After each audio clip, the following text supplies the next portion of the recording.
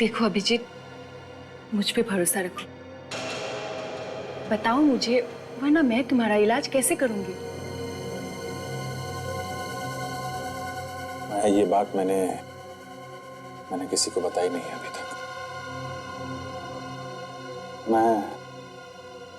मैं सपने में अपने आप को देखता हूँ। मैं देखता हूँ कि मैं किसी का खून कर रहा हूँ।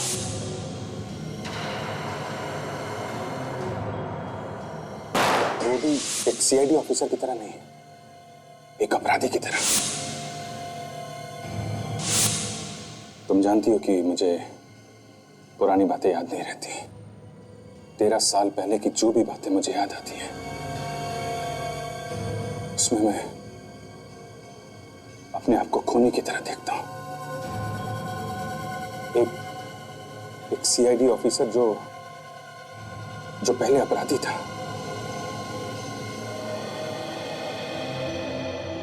ओके, तो ये बात है। फिक्र मत करो, सब कुछ ठीक हो जाएगा। मैं तुम्हारे साथ हूं। मुझे अपना दोस्त समझो।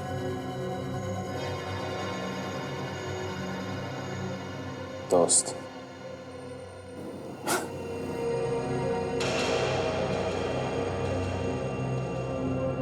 I'm sorry माया, पर इस शब्द से नफरत हो गई है मुझे। जिसको मैंने अपना दोस्त समझा, उसी ने मेरे पीठ पे छुरा भोंका है, धोखा दिया है मुझे। ऐसा क्यों कह रहे हो? इतने साल सीआईडी में साथ साथ वक्त बिताया, साथ साथ काम किया, और आज जबकि मुझे उनकी सबसे ज्यादा जरूरत है तो क्या किया उन्होंने? मुझे बाहर फेंक दिया, निकाल दिया मुझे। इस दुनिया में कोई किसी का दोस्त नहीं है माया। I'm very sorry। मतलब दवाई अपना काम कर रही है। अब ये अभिजीत अपने दोस्तों पर तो क्या, दया और एसीपी पर भी भरोसा नहीं करता। वाह। I'm sorry। मैं तुम्हें अपनी परेशानियां बताने लगा। I'm very sorry। क्या बताने वाली थी तुम? तुमने मुझे यहाँ बुलाया तो कुछ बताना चाहती थी ना मुझे तुम? हाँ, एक्चुअली एक आदमी है जो आपसे मिलना चाहते हैं, और ये सब सुनने के बाद मुझे भी लगता है कि आपको उससे मिलना चाहिए। कौन है आदमी? है कोई जो इस वक्त आपकी मदद कर सकता है। मेरी मदद? ठीक है, कब मिलना है? कल दोपहर को। फिर मिलते हैं। अरे आप जाओगे कैसे घर?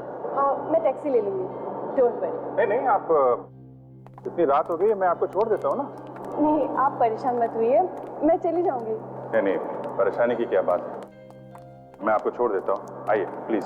थैंक्स।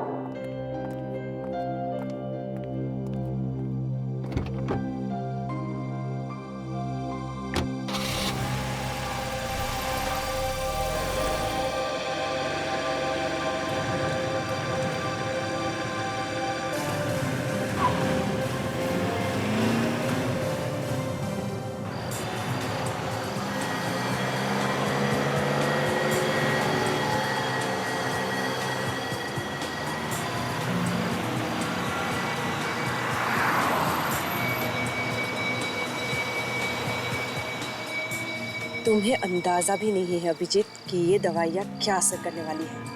अगर सब हमारे प्लान के हिसाब से चला तो तुम अपने हाथों से सीआईडी को बर्बाद कर दोगे।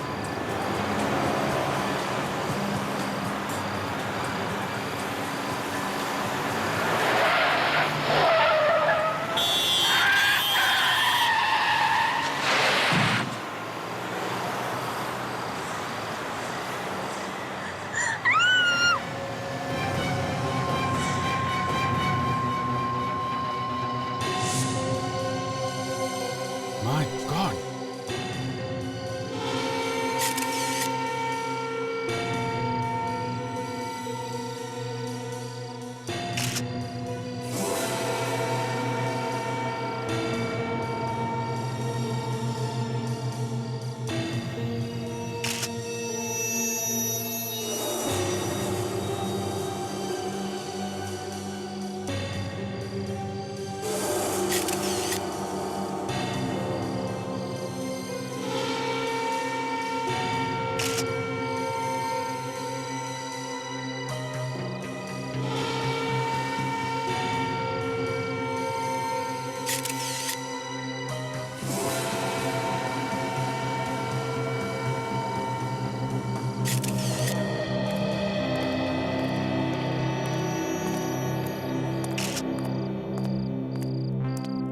सर, शरीर अभी भी गर्म है। शायद थोड़ी देर पहले मौत हुई है और उसके गर्दन पे रस्सी का निशान है। लगता है गला घोट के मारा गया और इसके पास कोई ऐसी चीज है नहीं जिससे पता चल सके कि यह है कौन। वैसे अभिजीत, तुम तो जानते नहीं हो ना इस आदमी को। मैंने आपसे पहले भी कहा ना सर कि मैंने पहली बार देखा इस आदमी को। हाँ, पहली बार देखा है, वो भी उसकी लाश को, है ना? जी और वो भी तुम्हारी ही गाड़ी। जी हाँ, गाड़ी तो मेरी ही है, लेकिन सर मैंने कहा ना कि मुझे पता नहीं चला सर ये लाश अंदर कैसे आ गई। है ना, बड़ी अजीब बात है कि अभिजीत की गाड़ी की पिछली सीट पर एक लाश थी और अभिजीत को दिखाई नहीं पड़ी। मैंने ध्यान नहीं दिया सर। और तुमने बताया कि जब तुमने गाड़ी हुट में पार्क की थी तब तो इलाज गाड़ी में नहीं थी। सर अगर उस वक्त पता चल जाता तो मैं आप लोगों को उसी समय फोन कर देता। हाँ। अच्छा, तुम वहाँ उस होटल में कितनी देर तक थे?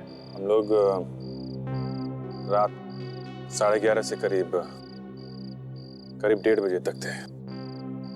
11:30 बजे से 1:30 बजे तक। वैसे अभिजीत, तुम रात के 11 बजे से 1:30 बजे तक क्या करने गए थे? डिनर करने गए थे सर। मैंने बताया ना, मैं इनके साथ था सर। अरे हाँ, तो मैं भूल ही गया था। ये तुम्हारी नई दोस्त है ना, माया? वैसे अभी तो भी बताया नहीं इनके बारे में। सर ये नई दोस्त है या पुरानी, इससे आप लोगों को कुछ नहीं लेना देना है। लेना देना है अभिजीत, अब क्या करें, लेना देना है। क्योंकि जब ये लाश तुम्हारी गाड़ी में मिली तब ये तुम्हारे साथ में थी, गाड़ी में। और अजीब बात यह कि इसने भी लाश को नहीं देखा। सर आप इसको बीच में मत घसीटिए। मैं आपको बता रहा हूँ ना, लाश के बारे में जो कुछ मालूम है मैं आपको बता रहा हूँ। अभिजीत, एक मिनट। अगर तुम लाश के बारे में सब कुछ बता रहे हो तो ये बताओ, ये लाश तुम्हारे बंद गाड़ी में आई कहां से और कैसे? सर वो हो सकता है कि गलती से कार खुली रह गई हो और किसी ने लाश उसमें रख दी। अरे अभिजीत, तुम तो एक सीआईडी ऑफिसर रह चुके हो और इतनी बड़ी गलती? उसका तुम पता लगा ही लेंगे। लाश को फॉरेंसिक लैब भेज दो, हम लूनी इंटरनेशनल होटल चलते हैं। Yes sir.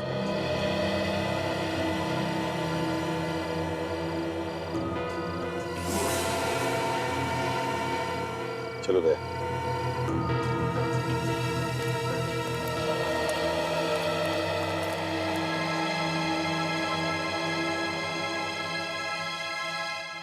इस फोटो को ध्यान से देखिए। बताइए, इस आदमी को आपने कहीं देखा है? आप में से किसी ने? ध्यान से देखिए। नहीं सर। आपने देखा है? आपने? मैनेजर साहब आप बताइए, आपने देखा है इस आदमी को? जी नहीं, मैंने इसे कभी नहीं देखा सर। सर आपको कोई गलतफहमी हो रही है। देखिए, हमारे होटल में ये खून खराबे जैसी उल्टी सीधी हरकतें नहीं होती। यहाँ सिर्फ शरीफ लोग ही आते हैं। क्या शरीफ लोग गलतियां नहीं करते? मान लिया कि तुम जानते नहीं हो इस आदमी को, देखा तो होगा। सर मैंने कहा ना सर, ये आदमी हमारे होटल में कभी आया ही नहीं। इस आदमी का खून होकर सिर्फ 3-4 घंटे हुए हैं।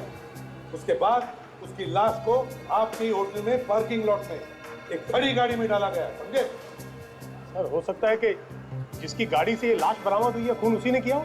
जितना पूछा है ना उतना ही जवाब दो, समझे? ज्यादा दिमाग चलाने की जरूरत नहीं है। लाश आपके होटल के पार्किंग लॉट में मिली है, आपके होटल के। सर ये भी तो हो सकता है कि ये आदमी होटल तक पहुंचा ही ना हो, इसे किसी ने बाहर ही मार दिया। हो सकता है। चलिए हमारे साथ दिखाइए हमें तुम्हारे होटल का पार्किंग लॉट। भाई साहब, इस पार्किंग लॉट के सिक्योरिटी गार्ड आप ही हैं? जी सर। इस फोटो को देख के बताओ कि इस आदमी को तुमने यहाँ आते जाते देखा है क्या? नहीं सर।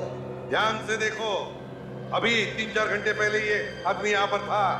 नहीं साहब, ये आदमी चल के तो अंदर नहीं आया, गाड़ी में आया होगा तो कह नहीं सकता। सर अगर ये आदमी गाड़ी में यहाँ पे आया होगा तो उसकी गाड़ी पार्किंग लॉट में ही होगी सर। हाँ बिल्कुल। काम करो, पार्किंग लॉट में जितनी भी गाड़ियां हैं पता लगाओ क्या ये सारी गाड़ियां इस होटल के गेस्ट की है क्या? सर मुझसे पूछिए ना, मैं बताता हूँ सर। सर इनमें से आधी गाड़ियाँ तो हमारे होटल के स्टाफ की है और आधी गाड़ियाँ उन लोगों की है जो हमारे होटल में रुके हुए हैं सर। सचिन, मैनेजर साहब के साथ जाओ और होटल में जितने भी गेस्ट हैं सबसे जाकर के पता लगाओ कि उनकी कौन सी गाड़ियां हैं। चलिए। सर ऐसा भी हो सकता है कि मरने वाला आदमी और खूनी एक साथ ही होटल में आए हो, एक ही गाड़ी में। क्या तुम कहना क्या चाहते हो, जल्दी बताओ। तो फिर खूनी ने यहाँ पे उस आदमी का खून कर दिया और खून करने के बाद उसकी लाश को अभिजीत सर की गाड़ी में डाल दी और फिर यहाँ से भाग गए। हो सकता है उन्हीं ने लाश को अभिजीत के गाड़ी में डाला और यहाँ से भाग गया, लेकिन अपनी गाड़ी में विवेक, अपनी ही गाड़ी में। होटल के अंदर जितनी भी गाड़ियां आती जाती हैं उन सब के नंबर नोट करते हो तुम? हाँ साहब, सब कुछ लिखा हुआ है। विवेक रजिस्टर चेक करो, देखो पिछले 3-4 घंटों में कितनी और कौन सी गाड़ियां अंदर बाहर।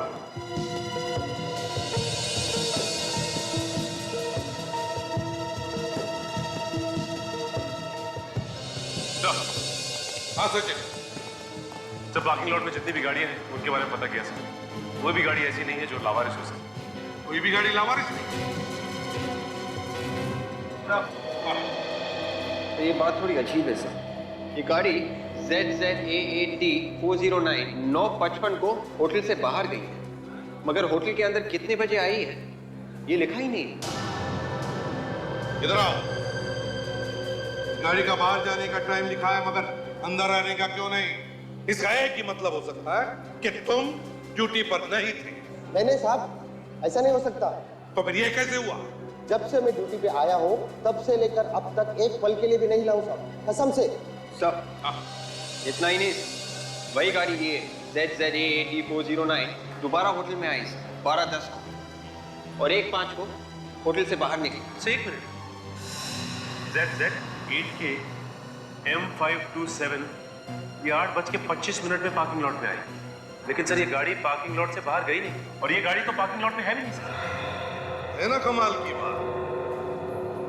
एक गाड़ी ZZA8D 409 पार्किंग लॉट में एक बार अंदर आती है मगर 2 बार बाहर जाती है, 2 बार, लेकिन एंट्री अंदर आने की सिर्फ एक। तो फिर ये दूसरी गाड़ी ZZ8K M527 ये गाड़ी एक बार अंदर आती है मगर बाहर जाती ही नहीं, गायब। कैसे?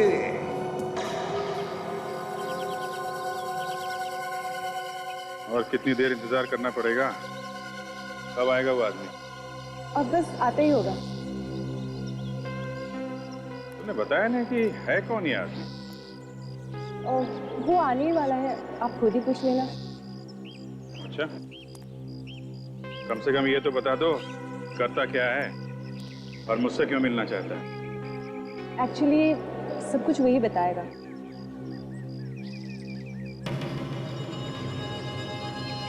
क्या हुआ?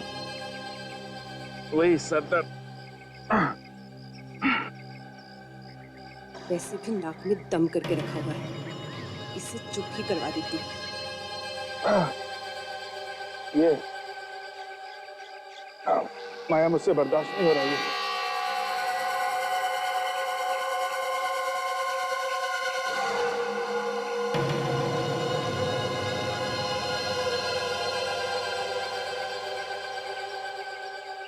ये लीजिए, ये दवाई ले लीजिए, ठीक हो जाएगा।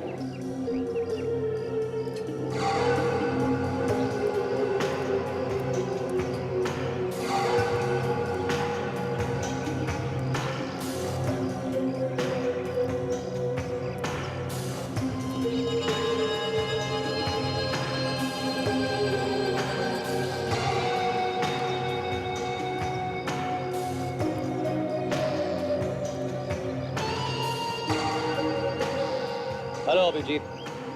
हेलो, कौन हो तुम?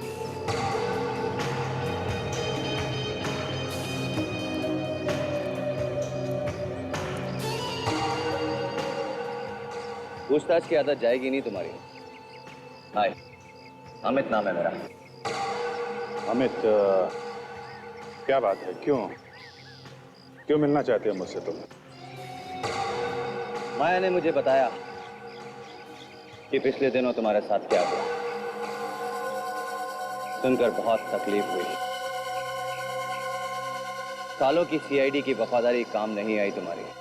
उन्हीं लोगों ने तुम पर शक किया जिन पर तुमने सबसे ज्यादा भरोसा किया। माया, मैंने तुम्हें दोस्त होने के नाते ये सब बताया, पर तुम सारी दुनिया में ढिंडोरा पीट रही हो, हैं? अभिजीत, ये मेरे भाई हैं, आप इन पे पूरा भरोसा कर सकते हैं। ये सिर्फ आपकी मदद करना चाहते हैं। हाँ अभिजीत, मेरे पास तुम्हारे लिए एक बहुत बड़ी ऑफर है। ऑफर? मैं कुछ समझा नहीं। एक ऐसा ऑफर जिसमें तुम उन सीआईडी के सभी लोगों से बदला ले सकते हो जिन्होंने तुम्हारा भरोसा तोड़ा है। पर तुम्हें मेरी इतनी चिंता क्यों है? हा? तुम क्यों कर रहे हो ये सब मेरे लिए? मैं कुछ नहीं करने वाला, करना सब कुछ तुम्हें ही होगा अभिजीत। मैं तो केवल तुम्हें ऑफर दे रहा हूं, और वो भी इसलिए अभिजीत क्योंकि तुम मेरी बहन के दोस्त हो, वरना राह चलते लोगों की मदद करना मेरी आदत नहीं है। हाँ अभिजीत, ये बहुत ही अच्छा मौका है, प्लीज ना मत कहना।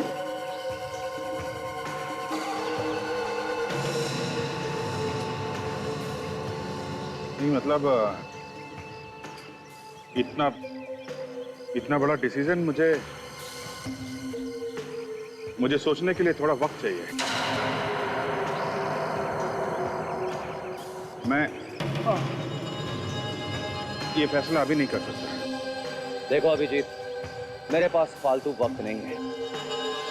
तुम्हारे पास आज का दिन है, जितना सोचना है सोच लो।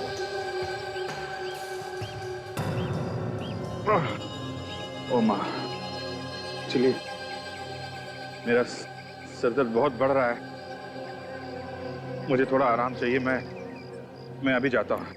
अभिजीत, यहाँ पास में एक जगह है, आप आराम कर सकते हैं। चलिए, मैं आपको लेके चलती हूँ। मैंने तुम्हें कहा था ना अभिजीत के ऊपर नजर रखने के लिए। हाँ? उसे कोई भी जरूरत हो तो मुझे बताना। कहा था कि नहीं? अभिजीत के बारे में कुछ भी पता चले तो फौरन मुझे फोन करना। हाँ, मैं जानता वो ठीक है, मगर आजकल काफी परेशान रहता है, पता नहीं क्या कर बैठेगा। क्या? मैं तुम्हें बाद में फोन करता हूँ। क्या हुआ, क्या पता चला? नहीं सर, खोए हुए लोगों की लिस्ट में तो नहीं है। सर, मैंने पुलिस स्टेशन से पता कर लिया। इन 24 घंटों के अंदर किसी के भी लापता होने की कोई रिपोर्ट नहीं निकलेगी।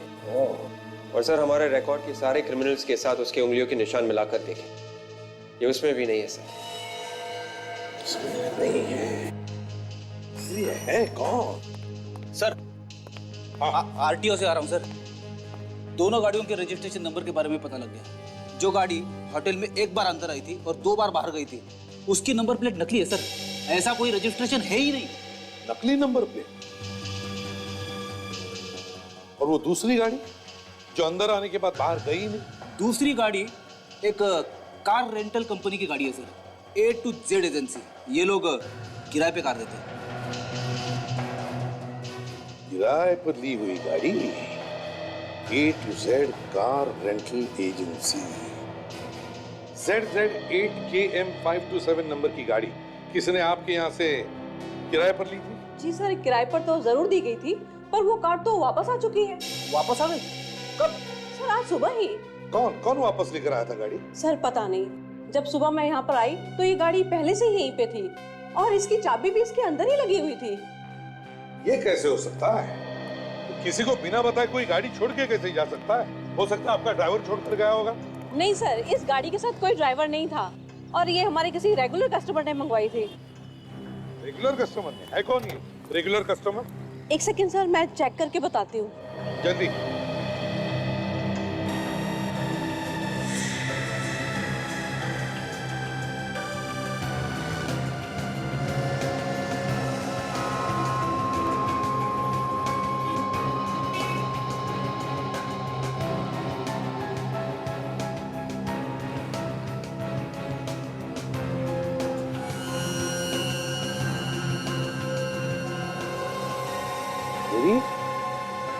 ये देखो,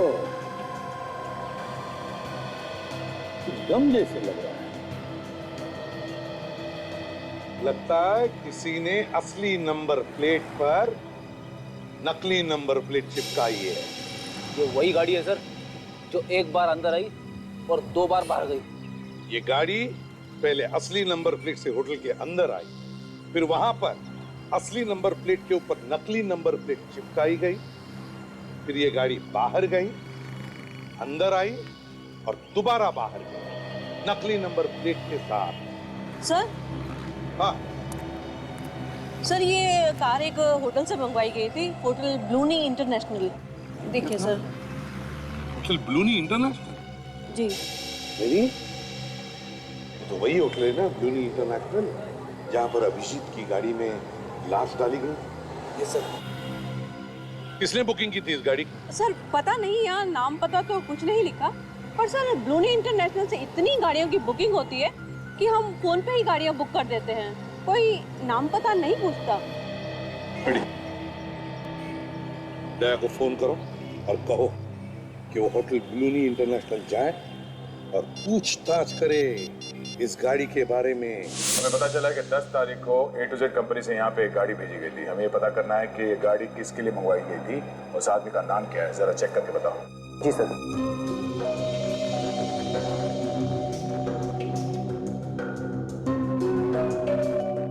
दस तारीख को नहीं सर, 10 तारीख को तो कोई भी कार नहीं मंगवाई थी। सर ये देखिए, आखिरी बुकिंग 8 तारीख की है और 302 नंबर में जो गेस्ट ठहरे हुए हैं उनके लिए गाड़ी मंगवाई थी। क्या तुमने मंगवाई थी? नहीं, 10 तारीख को तो मैं यहाँ था ही नहीं। सुनो मिस्टर, 10 तारीख को यहाँ से किसी ने फोन किया था और A to Z कंपनी ने यहाँ पे गाड़ी भेजी थी। क्या गड़बड़ है मालूम नहीं, मगर पता करो और बताओ हमें 10 तारीख को ये कार किसने मंगवाई थी। सर हमारा यकीन कीजिए सर, हम लोगों में से किसी ने फोन नहीं किया। सर ये भी तो हो सकता है कि ये फोन यहाँ से ना किया गया और फोन करने वाला अच्छी तरह से जानता था कि होटल का नाम लेने से गाड़ी आसानी से मिल जाएगी।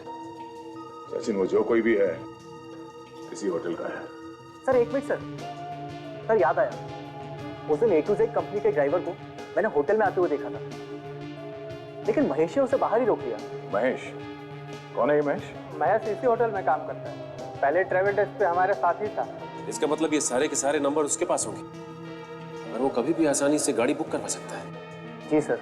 इस वक्त महेश है कहाँ? आज तो महेश आया नहीं है, मैनेजर साहब उसे सुबह से ढूंढ रहे हैं, फोन भी नहीं उठा रहा। सचिन, लगता है यही वो आदमी जिसे हम ढूंढ रहे हैं। इसका घर का एड्रेस बताना। यार थारू के इस आदमी को पहचानना मुश्किल हो गया है, कहीं से भी कुछ भी पता नहीं चल रहा है। हम किस लिए बॉस? हम मदद करेंगे ना। वो कैसे? एक मिनट, ये इस आदमी के चेहरे को जरा गौर से देखो। बॉस मुझे लगता है इसने मरने से कुछ वक्त पहले ही शेव की, और ये देखो इस शेव की वजह से ही इसके चेहरे पर ये कट भी लगा हुआ है। इसमें कौन सी बड़ी बात है डॉक्टर साहब? इसने पुरानी ब्लेड से दाढ़ी की होगी। नहीं ब्रेडी, बात पुरानी ब्लेड की नहीं है। दोस्त जरा गौर से देखो इसके चेहरे को। दाढ़ी के नीचे की स्किन चेहरे की बाकी की स्किन से ज्यादा गोरी है। तो बहुत दिनों बाद इसने दाढ़ी की है। और एक बात, ये जरा देखो इसके नाक पर ये दोनों तरफ निशान। सड़की तो चश्मा पहनने की वजह से हुए निशान। एग्जैक्टली, पूरे वक्त चश्मा लगाने से इंसान की नाक पर निशान बन जाते हैं ऐसे। तो देखो, इसकी नाक पर भी ऐसे ही निशान है।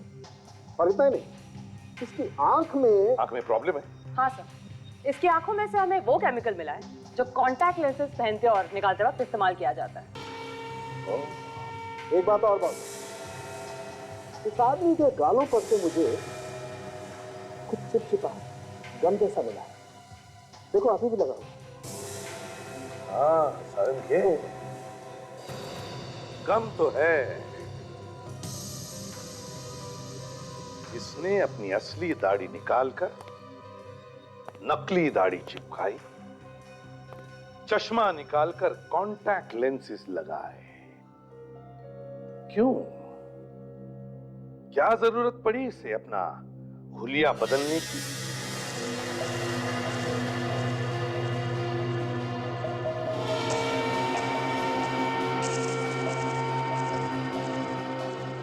पूरा घर उलट पुलट कर दिया। लगता है कोई कुछ ढूंढ रहा था यहाँ पे। हाँ सर, महेश भी दिखाई नहीं दे रहा था। कहीं उसे कुछ हो तो नहीं गया? या तो उसे कुछ हो गया या फिर वो घर छोड़ के भाग गया।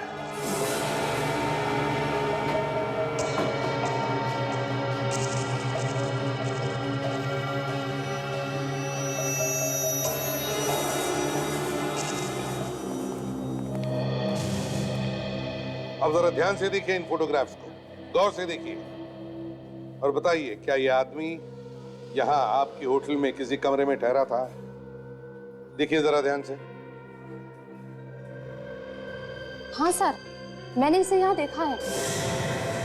हाँ सर, मैंने भी देखा है। देखा है तो फिर जल्दी बताओ, कौन से कमरे में ठहरा था ये?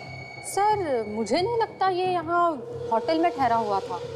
मैंने इसे लॉबी में घूमते हुए देखा है। पूरे यकीन के साथ कह सकती हो? हाँ सर, क्योंकि इसने यहाँ पर कोई भी कमरा बुक नहीं करवाया था। क्या फिर और कुछ याद आता है इस आदमी के बारे में? इसने रिसेप्शन से फोन किया था। किसे फोन किया था? आई थिंक वो अखाज एयरलाइंस में फोन किया था। क्या बात कर रहा था वो, कुछ सुना तुमने? सर ये पूछ रहा था कि 4:30 बजे की दिल्ली की फ्लाइट टाइम पर है या नहीं। दिल्ली की 4:30 बजे की फ्लाइट टाइम पर है क्या नहीं? अखाज एयरलाइंस।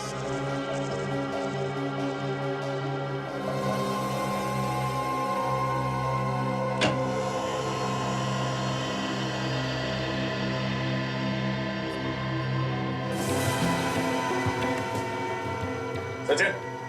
हाँ सर। मेरे से पकड़ो।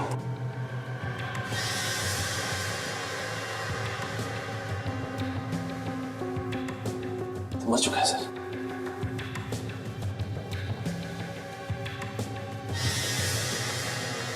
इतने सारे पैसे ये खूनी से मार के गया, लेकिन ये पैसे लेके नहीं गया। इसका मतलब वो कुछ ढूंढने आया था, चोरी करने। ये देखिए, इसका लाइसेंस है। ये महेश ही है। तो वो ढूंढने क्या आया होगा यहाँ पे? तो हो सकता है महेश ने जो छुपाया हो वो खूनी को मिला ही ना हो। एक काम करते हैं, हम भी इस घर की तलाशी लेते हैं। शायद हमें वो चीज मिल जाए जो उस खूनी को नहीं मिली।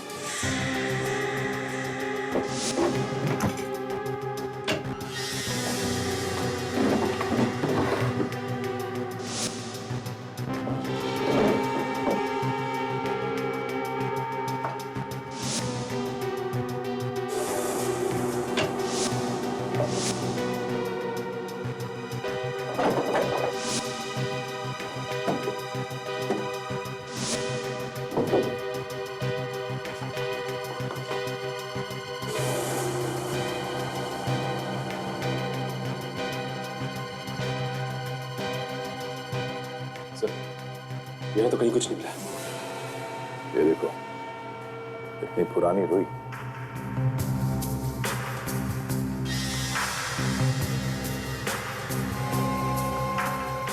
ये देखिए गद्दे का ये वाला पार्ट अलग धागे से सिला गया।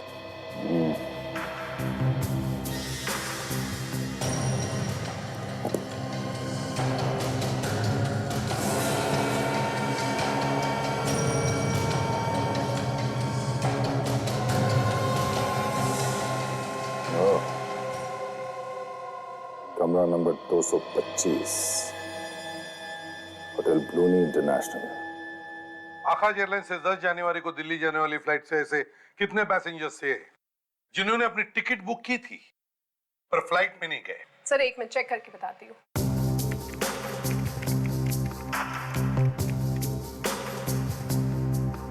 सर 7 पैसेंजर्स ऐसे हैं जिनकी सीट्स तो कंफर्म थी पर वो आए नहीं। तो क्या उन 7 पैसेंजर्स ने अपने पैसे वापस मांगे?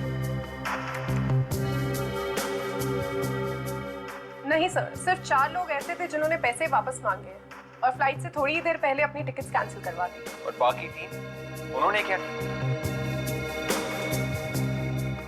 सर उनमें से 2 लोगों ने अगली फ्लाइट में टिकट बुकिंग करवा ली। इस एक ने क्या किया? सर उसने ना ही टिकट कैंसिल करवाई ना ही तो पैसे वापस लिए। क्या नाम क्या है इसका? है कौन ये? सर मिस्टर कुमार है कोई, उनका पासपोर्ट नंबर लिखा है। सर वो यहाँ के नहीं नायरोबी से आए हैं। मतलब एनआरआई था? कुछ लिखा है उसके बारे में? सर उनका टिकट नायरोबी से मुंबई का था और फिर यहाँ से वो दिल्ली जाने वाले थे। अगर ये दिल्ली जाने वाला था तो फिर मुंबई में क्यों रुका? सर उनका फोन आया था, वो बता रहे थे कि नायरोबी से आने के बाद वो 8 घंटे मुंबई में रुकेंगे और फिर यहाँ से दिल्ली जाएंगे। 8 घंटे वो मुंबई में रुकने वाला था और फिर दिल्ली जाने वाला था। अच्छा, करने वाला क्या था वो 8 घंटे मुंबई में? किसी होटल वोटल में रहने वाला था क्या? कोई नाम वाम दिया है उसने? नहीं सर, होटल के बारे में तो नहीं पर उनके वापसी की टिकट के बारे में लिखा हुआ है। क्या? सर 1 हफ्ते बाद वो दिल्ली से हांगकांग जाने वाले हैं। 1 हफ्ते बाद दिल्ली से हांगकांग जाने वाला था? अच्छा, मिस्टर कुमार नैरोबी वाला। इस कुमार की पूरी जन्म पत्रिका चाहिए मुझे।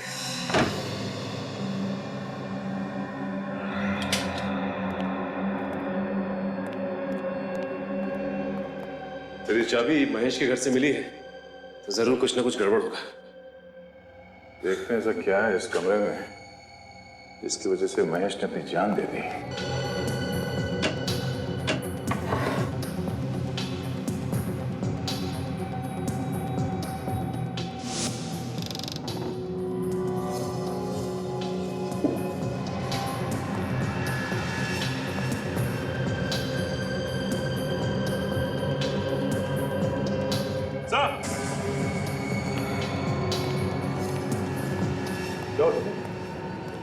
ये देखिए ट्रिमर और ये रेजर।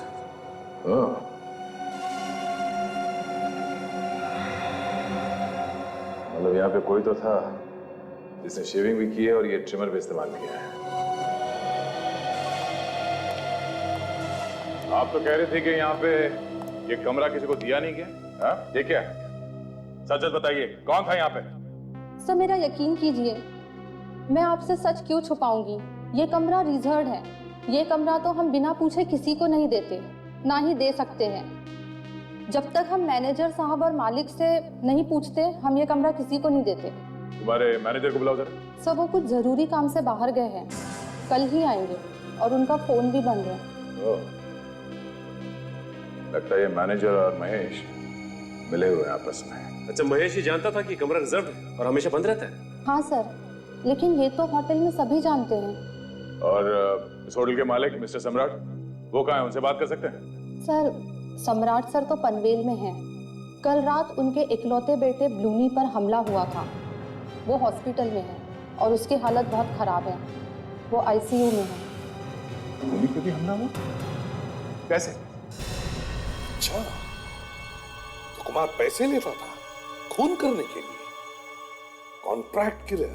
हाँ सर, नायरोबी पुलिस ने पक्की खबर दी है सर कि कुमार एक बहुत ही पहुंचा हुआ सुपारी किलर था सर।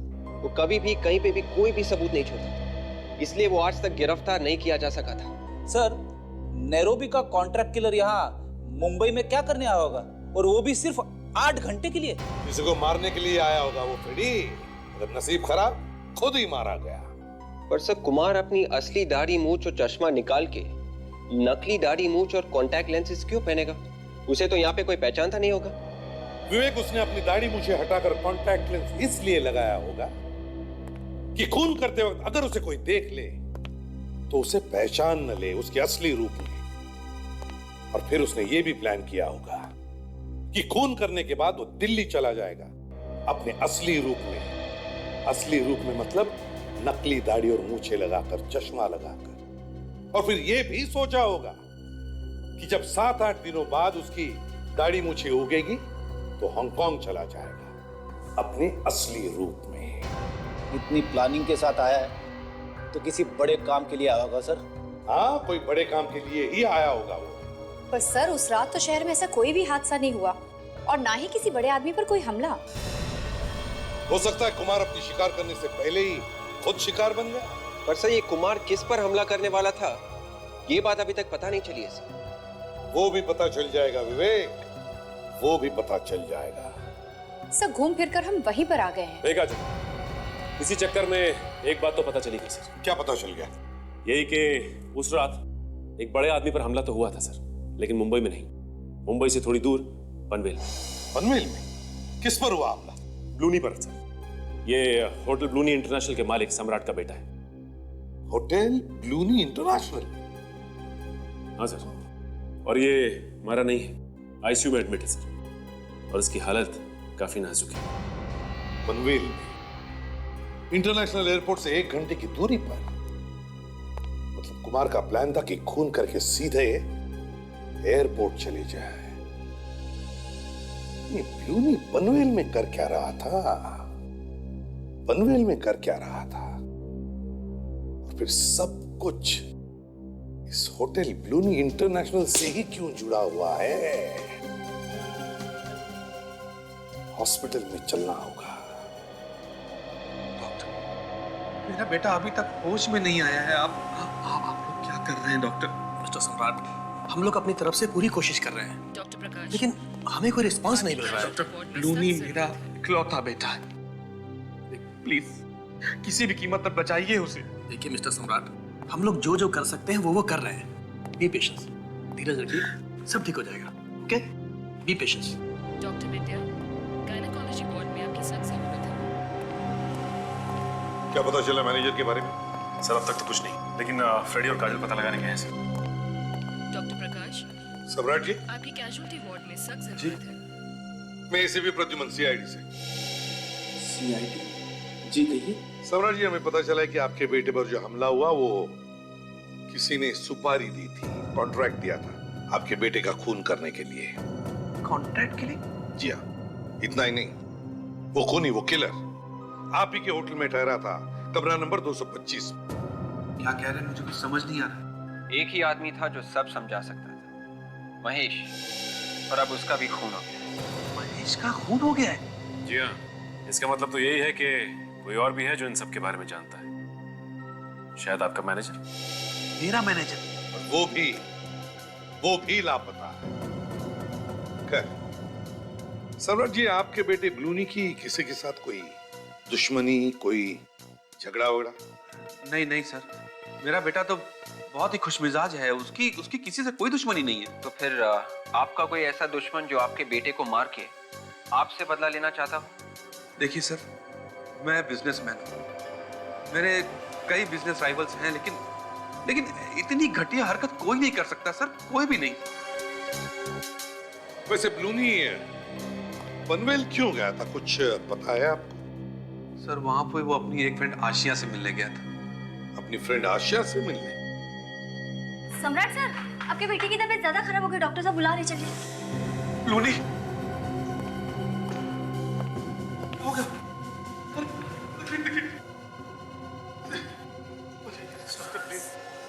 सम्राट जी अपने बेटे को लेकर काफी परेशान है सर। मुझे नहीं लगता कि ये इस वक्त कुछ बता पाएंगे। सचिन, इस ब्लूनी पर हमला होते हुए किसी ने तो देखा होगा। शुक्रवार को सिद्धांत ऑफिस से 10 बजे आता था। उस दिन भी वैसे ही 10 बजे आ गया था और आते ही उसने आशिया को तैयार होने के लिए बोला। वो लोग पार्टी में जाने वाले थे। तो क्या ब्लूनी भी जाने वाला था पार्टी में सिद्धांत और आशिया के साथ? इसलिए वो यहाँ पर आया था। बड़े बाप की बिगड़ी हुई औलाद रात रात भर हमारे घर के चक्कर काटता रहता था। कितनी बार मैंने मना किया उसे, पर बेशर्म मानता ही नहीं था। इस घर के चक्कर लगाता था वो? क्यों? सर, मेरी बहू ब्लूनी के बाप के होटल में पहले काम करती थी। ब्लूनी उससे शादी करना चाहता था, इसलिए पागलों की तरह हमारे घर के चक्कर काटता रहता था। ब्लूनी आशिया से शादी करना चाहता था? ये सब आपको बताया किसने? मुझे किसी और से पता करने की जरूरत नहीं पड़ी। होटल का मैनेजर आया था ब्लूनी का संदेशा लेके। मैनेजर? फिर क्या हुआ? फिर क्या, बेटे ने उसे भगा दिया। तो उसकी किस्मत अच्छी थी कि मारा नहीं उसे। अच्छा ये बताइए, जब सिद्धार्थ और आशिया पार्टी में जाने के लिए निकले तब क्या हुआ? होना क्या था, मैं ऊपर सोने के लिए जा रही थी, इतने में बाहर से कोई आवाज आई। कैसी आवाज? 2 पटाखे फूटने जैसी आवाज। उसके तुरंत बाद एक लड़के की चीखने की आवाज आई। वो ब्लूनी की आवाज थी। मार दूंगा तुझे, मार दूंगा कह के चिल्ला रहा था। और फिर तीसरे पटाखे की आवाज। मतलब 3-3 गोलियां चली उस रात? हाँ। मैं जब दौड़ के नीचे गई तो वहां देखा ब्लूनी खून से लथपथ तड़प रहा था और मेरा बेटा सिद्धांत और बहू दम तोड़ चुके थे। खत्म हो गया था, खत्म हो गया था। अच्छा ये बताइए, जिस आदमी ने गोलियां चलाई थी वो आपको दिखाई नहीं दिया? आपको किस पर शक है? मुझे मालूम है कौन है वो।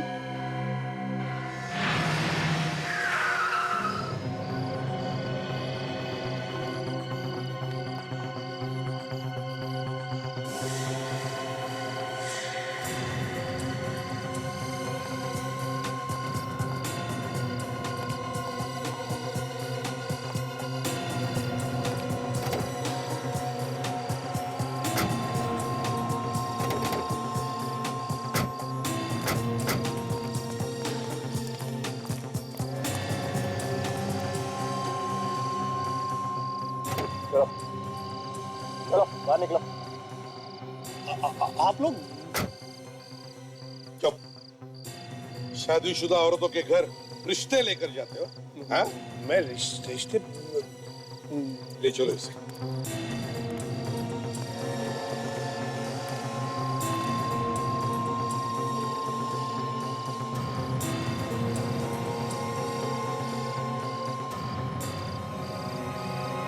तुम्हें क्या लगा बच जाओगे? किया हुआ पाप और बोया हुआ बीज हमेशा फल देकर ही रहता है। मिस्टर सम्राट, करोड़ों के होटल बिजनेस के मालिक, और ऐसी नीच हरकत क्यों किया तुमने? ये सब मैंने अपने बच्चे के लिए की, अपने बेटे ब्लूमी के लिए। उसने आज तक मुझसे जो मांगा वो चीज मैंने उसे लाके दी। लेकिन एक दिन उसने मुझसे कहा कि हमारे एक होटल की रिसेप्शनिस्ट आशिया से उसे प्यार हो गया। मैंने ब्लूनी को बहुत समझाने की कोशिश की, हर तरीके से कोशिश की, लेकिन वो नहीं माना। हार कर मुझे उसकी जिद माननी पड़ी। लेकिन वो लड़की आशिया शादीशुदा थी, इसलिए सबसे पहले मैंने उसे समझाया कि वो अपने हस्बैंड सिद्धांत को तलाक दे दे और मेरे बेटे से शादी करे। एक शादीशुदा लड़की को अपने बेटे से शादी करने के लिए समझाने पहुंच गए तुम। बेशर्मी की भी हद होती है। फिर क्या हुआ बताओ। मैंने आशिया को पैसों का लालच दिया, वो मान गई, लेकिन उसका पति सिद्धांत वो थोड़ा टेढ़ा निकला। वो किसी भी कीमत पर आशिया को तलाक नहीं देना चाहता था।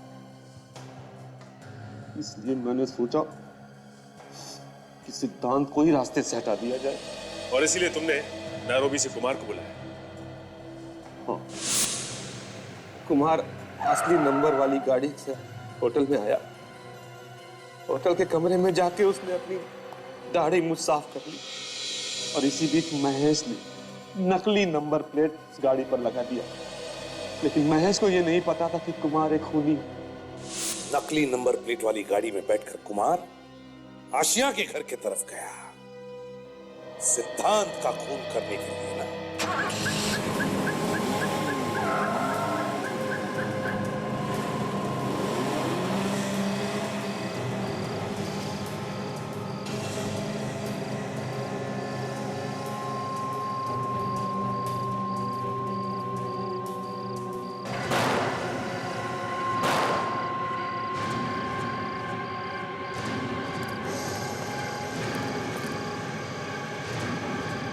क्या हुआ?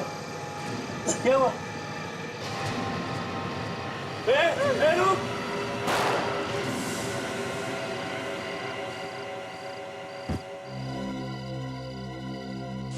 सम्राट जी, जिस बेटे के लिए तुमने ये सब किया, कुमार ने तो उससे भी मार दिया।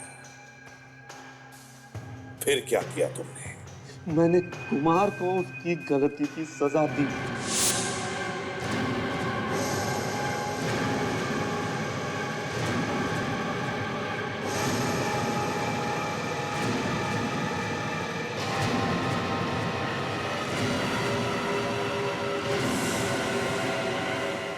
महेश तो तुम्हारा ही आदमी था, फिर उसे क्यों मारा?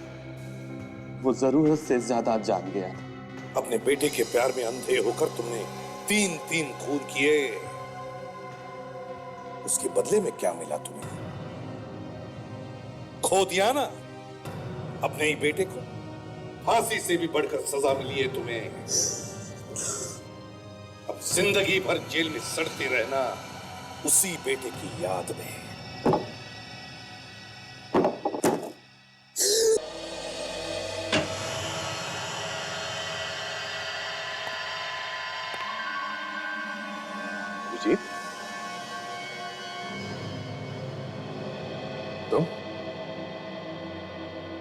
तुम यहां क्या कर रहे हो? यही बात मैं तुमसे पूछ रहा हूं। तुम यहां इस मेंटल हॉस्पिटल में क्या कर रहे हो अभिजीत? मेरे लिए सबसे अच्छी जगह यही है, मुझे यही होना चाहिए। तुम ऐसी बातें क्यों कर रहे हो? हा? मैं तुम्हें यहां रहने नहीं दूंगा, तुम चलो मेरे साथ। अभिजीत, तुम्हें कुछ नहीं हुआ है, तुम ठीक हो। जल्दी से सामान लो और चलो यहां से, प्लीज। मैं कहीं नहीं जा रहा, और ये दोस्ती का ड्रामा बंद कर दे। उस वक्त ये दोस्ती कहां चली गई थी जब एसीपी साहब ने मुझे सीआईडी से निकाला था? है? कितना भरोसा किया था मैंने तुम पे। मुझे नहीं पता था कि दोस्त की आड़ में इतना बड़ा दुश्मन छुपा बैठा है। दुश्मन छुपा बैठा है? हाँ? मैंने तुम्हें कितनी बार तुम्हारे सरदर्द के बारे में पूछा, तुमने बताया मुझे? हाँ? हर बार तुम टालते रहे। और एसीपी साहब ने तुम्हें सीआईडी से निकाला नहीं है। वो चाहते हैं कि तुम आराम कर लो और फिर वापस आओ। कौन क्या चाहता है मुझे सब पता है। तुम्हें जो समझना है समझ लो, मगर मैं तुम्हें यहां रहने नहीं दूंगा। तुम्हारा बैग का, चलो।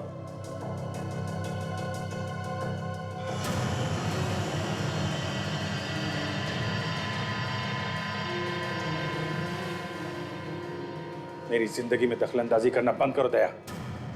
अपने काम से काम रखो, समझे? चले जाओ यहां से।